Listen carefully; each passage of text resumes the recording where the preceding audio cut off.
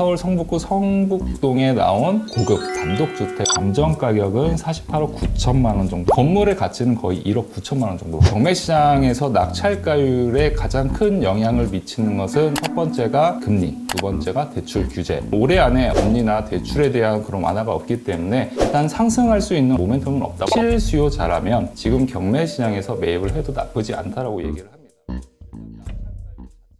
안녕하세요, 브릿지 김효정입니다. 저희 오늘 이달의 경매 6월편 얘기해보기 위해서 이주현 지지옥션 선임연구원님 모셨습니다. 안녕하세요. 네, 안녕하세요.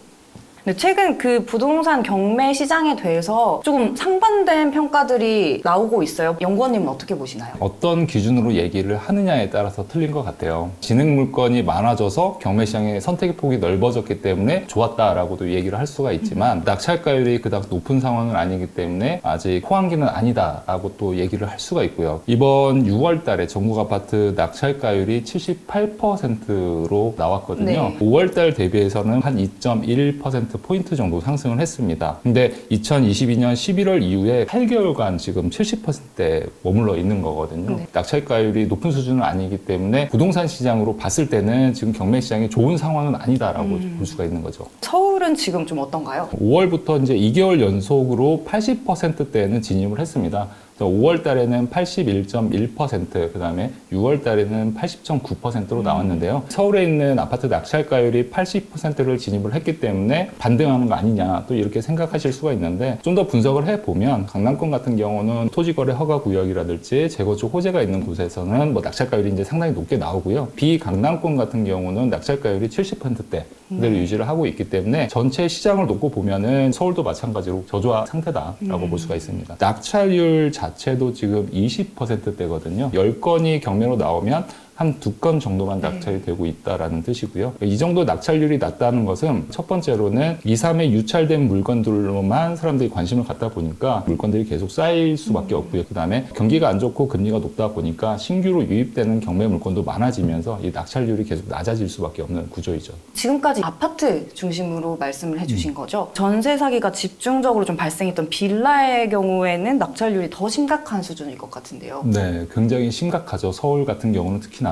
더 심각한데요. 지금 서울 빌라 낙찰률이 8%대거든요. 100건이 경매로 나오면 한 8건 정도만 낙찰이 되고 있는 상황입니다. 이렇게 낙찰률이 떨어지는 이유는 아파트와 마찬가지로 신규로 유입되는 것도 많아지고 기존에 있던 물건들이 계속 유찰이 되면서 이제 쌓이니까 낙찰률이 이렇게 떨어지는데, 빌라 같은 경우는 사실 전세가율이 더 높았거든요. 보통 매매 시세 대비해서 90% 이상, 100%까지도 이제 전세가율이 형성이 되었기 때문에 전세 금액이 2억 원이면은 매매 금액도 거의 2억 원 수준이었다는 얘기죠. 근데 지금 같은 경우는 아파트 값이 이제 하락을 하다 보니까 약간 거주 여건이 조금 덜한 빌라가 더 큰 폭으로 떨어지고 있습니다. 그러니까 2021년도에 전세 계약을 2억 원에 했는데 지금은 빌라 값이 떨어지다 보니까 예를 들어서 매매 가격이 1억 5천만 원까지 떨어진 거예요. 그때 계약했던 사람들이 지금 이제 전세 만기가 되기 시작하는 거죠. 2023년도니까. 전세 만기가 되면 집주인이 전세 보증금을 돌려줘야겠죠. 근데 이 빌라 가격이 떨어지다 보니까 전세 가격도 당연히 떨어질 수밖에 없는 거고, 집주인들이 세입자들에게 보증금을 돌려주지 못하는 그런 상황이 되어 있고요. 그러면은 세입자 입장에서는 보증금을 회수하기 위해서는 어떻게 할 수밖에 없을까요? 경매에 넘기고. 맞습니다. 네. 그러니까 경매를 신청할 수밖에 없는데, 그러면서 진행 물건이 많아질 수밖에 없는 거죠. 여기서 또 문제는 전세 가격이 시세보다 높다 보니까 낙찰을 받으면은 세입자가 못 받는 보증금을 낙찰자가 돌려줘야 하거든요. 네. 결론적으로는 2억 원에 사야 한다는 얘기밖에 안 되는 거죠. 경매 시장에서 낙찰을 받으면 매매 시세보다 더 비싸게 낙찰을 받는 그런 꼴이 되어버리기 때문에 낙찰자가 생길 수가 없습니다. 하반기에는 아파트 역전세 우려도 나오고 있거든요. 네. 말씀하신 것처럼 빌라가 계속 유찰되면서 매물이 쌓이는 악순환이 반복되고 있는데, 아파트 물건까지 많아지면은 이게 더 훨씬 문제가 커지고 반복될 것 같거든요. 네, 지금 아파트 같은 경우는 뭐 경매 진행 물건이 늘어나고 있는 건 맞지만 사실 빌라처럼 이런 깡통 전세까지는 아니거든요. 역전세 수준이죠. 기존에 있던 세입자의 보증금보다 지금 신규 보증금이 더 낮기 때문에 사람들이 집주인 입장에서는 보증금을 돌려줘야 하는 그런 자금이 부족한 거죠. 이런 문제 때문에 지금 임차권 등기 명령 건수도 많이 늘어나고 네. 있고요. 임차권 등기 명령에 대해서 잠깐 말씀을 드리면, 내가 이제 계약 기간이 만료가 됐는데 집주인으로부터 보증금을 돌려받지 못하면 원칙적으로는 거기에 계속 점유를 하고 있어야지 내 보증금을 지킬 수가 있는 거거든요. 근데 내가 만약에 어쩔 수 없이 다른 다른 곳으로 이사를 해야 한다라고 했을 때는 임차권 등기라는 걸 해놓고 임차권 등기를 하면은 그 등기부등본에 자기의 전입일자, 확정일자 이런 것들이 다 등기가 되거든요. 그러고 나서 이전을 하면은 그 대항 요건이 그대로 유지가 되기 때문에 또 임차권 등기를 하는 겁니다. 그런 것들이 늘어나다 보면은 자연스럽게 경매 신청 건수도 늘어날 수밖에 없습니다. 실제로 지금 그 역전세 문제 때문에 경매로 아파트가 나오고 있는 그런 분위기가 감지되고 있나요? 아직은 뭐 드라마틱하게 올랐다 뭐 이렇게 보기는 어렵고요. 근데 이제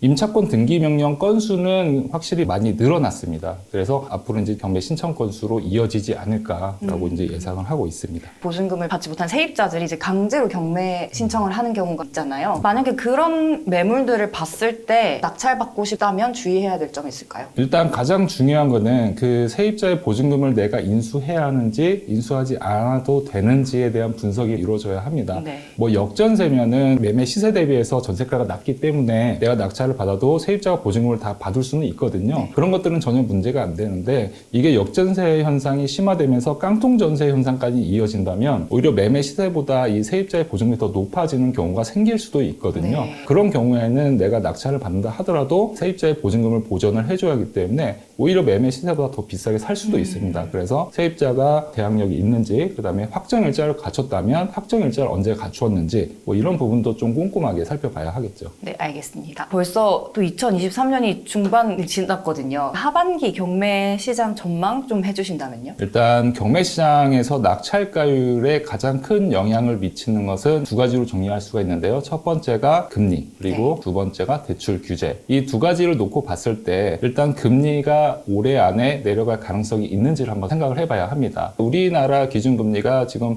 뭐 몇 개월째 동결을 하고 있지만 미국도 마찬가지죠. 금리 차이가 지금 1.75%포인트 정도 차이가 나잖아요. 근데 얼마 전에 이제 미국에서 그랬죠. 연내 2번 정도 또 인상을 할 네. 가능성도 있다. 물론 이게 뭐 사실일지 아닐지는 모르겠지만 최소한의 금리가 떨어질 일은 없다는 뜻이겠죠. 우리나라도 마찬가지 영향을 미칠 것으로 예상이 됩니다. 그러니까 그런 상황이라면 우리나라도 금리를 내릴 가능성은 일단 적다고 네. 봐야 하는 거고요. 그다음에 대출 규제 중에서도 이제 DSR을 완화할 것이냐 네. 이걸 봐야 하는데 얼마 전에도 한국은행에서 일단 가계부채 감축이 안 되고 있다. 그 요인 중에 하나가 부동산 규제 완화도 있고요. 그다음에 특례 보금자 이론도 영향을 네. 끼치고 있다라고 얘기를 했습니다. 얼마 전에 또 DSR 또 완화를 한다고 했던데 그게 어떤 거냐면 전세 보증금을 반환할 목적으로 대출을 받을 때만 그럴 때만 이제 DSR 완화를 한다고 역전세 현상을 막기 위해서 그렇게 하는 거죠. 우리가 신규로 구입을 할 때 DSR을 과연 완화를 할 것이냐 올해는 그럴 가능성이 없다고 봐야겠죠. 그러면 올해 안에 금리나 대출에 대한 그런 완화가 없기 때문에 일단 상승할 수 있는 모멘텀은 없다고 봐야 하는 거고요. 그러면은 이 정도 낙찰가율이 계속 유지가 되지 않을까 이렇게 전망하고 있습니다. 낙찰가율이 뭐 70% 정도 그렇죠. 대 수준이. 만약에 이렇게 낙찰가율이 높아질 가능성이 낮으면 지금 경매에 참여하기에는 좋은 기회인 거 아닌가요? 맞습니다. 그래서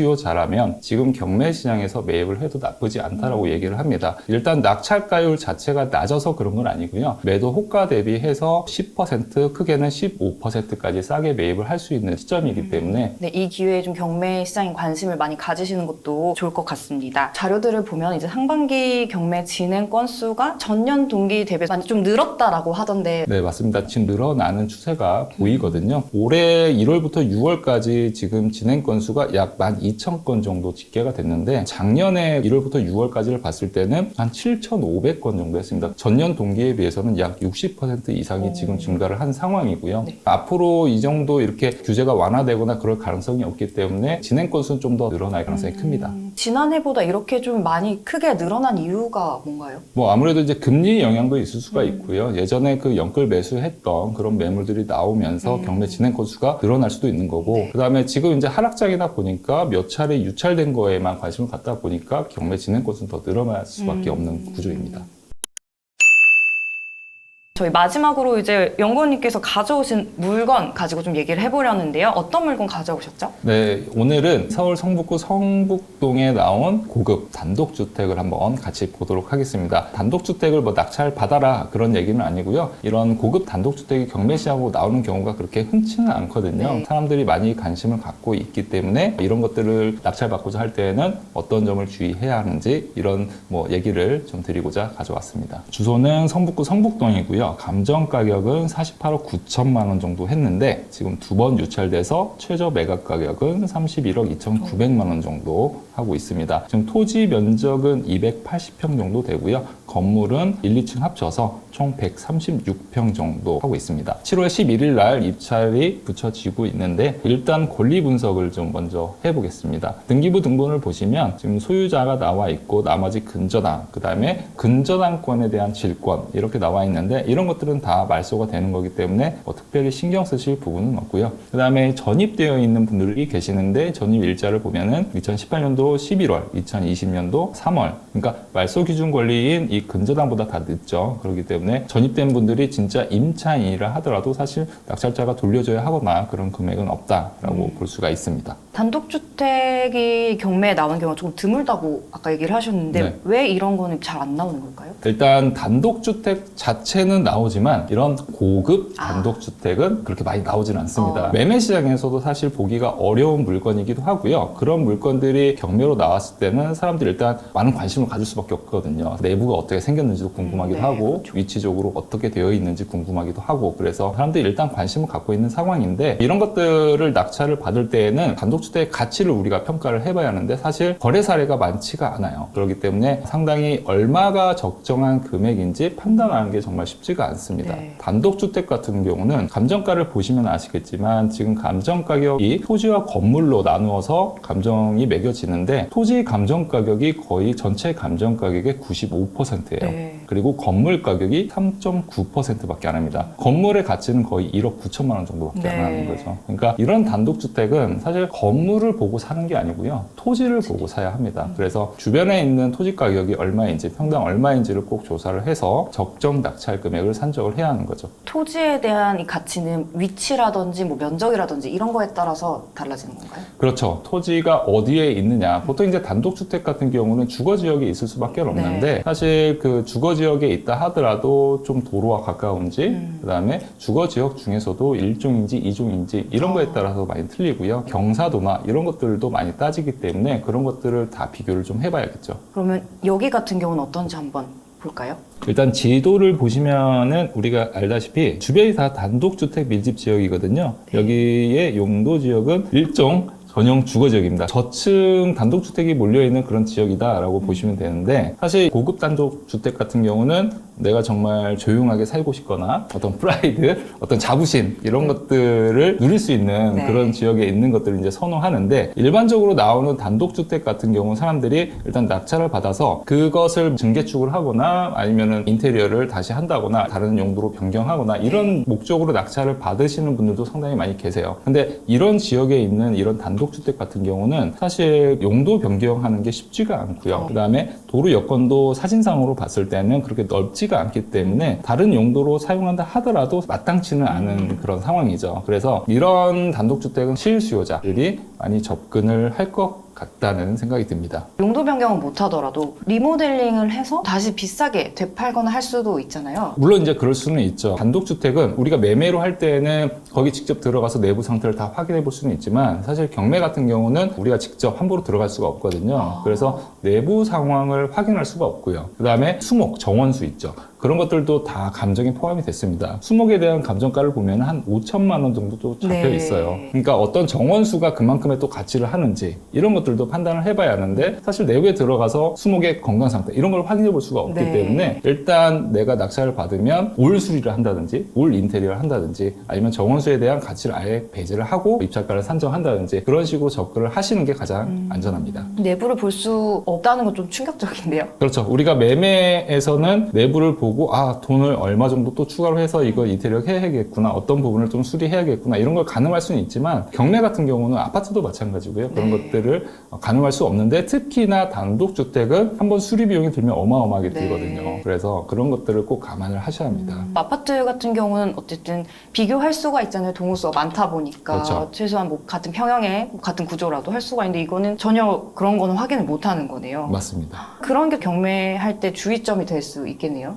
단독주택 같은 경우는 그런 부분을 특히 많이 신경을 써야 돼요. 그러면은 우리가 이제 얼마를 써야 할지에 대해서는 주변 시세가 있으면 시세도 물론 이제 비교를 해봐야겠지만 이 사건 같은 경우는 기존에 예전에 경매로 나왔다가 또 낙찰됐던 그런 전력이 있습니다. 경매로 낙찰된 게 지금 다시 또 경매로 나왔다는 말씀이신 그렇죠. 거죠? 기존에 낙찰된 게 약 34억 원에 낙찰이 됐었거든요. 네. 지금 최저 가격이 오, 31억 2,900만 원 정도니까 아 적어도 이 정도의 그럼 낙찰을 받으면은 손해는 아니겠네 이렇게 생각할 수가 있는데 네네. 사실 그것도 약간 함정이 있어요. 전에 낙찰을 받았던 분이 그럴 만한 가치가 있어서 낙찰을 받은 게 아니고요. 네. 실질적으로 채권자가 그냥 유입을 한 아. 겁니다. 2등은 아마 한 26억 정도의 낙찰이 됐을 거예요. 그러니까 그 정도의 낙찰을 받았다고 해서 아 진짜 가치가 이 정도구나 생각을 하시면 안 되고 꼭 현장에 가서 확인을 다시 한번 해봐야 하는 그런 사건입니다. 지금 여기 보시면 감정가랑 최저가에 비해서 지금 청구액이 5억 2천만 원 정도 굉장히 낮은 수준인데 진행이 가능한 건가요? 일단은 뭐 5억 2천만 원을 채권자가 회수하지 못했기 때문에 경매로 계속 진행하는 건 맞죠. 근데 통상적으로 아파트나 이런 것들을 보면은 청구 금액이 너무 낮으면은 이게 매매 시장에서 처분이 가능하기 때문에 굳이 경매로 싸게 넘길 이유가 없거든요. 네. 그래서 보통 이 정도 금액이면은 취하가 되거나 경매가 취소되는 경우가 많은데 이 단독주택 같은 경우는 매매 시장에서 그렇게 거래가 활발한 지역도 아니고 그럴 만한 물건도 아니거든요. 네. 그래서 제가 봤을 때는 청구 금액이 5억 2천으로 비록 상대적으로 소액이긴 하지만 매매가 가능하지 않기 때문에 계속 진행할 가능성이 커 보이는 그런 사건입니다. 네, 저희 지금까지 이주현 지지옥션 선임연구원님 모시고 또 지난 상반기 경매 시장이랑 또 최근 나온 좀 흥미로운 물건까지 살펴봤는데요. 다음 달에도 더 재미있는 부동산 경매 얘기로 찾아오겠습니다. 감사합니다.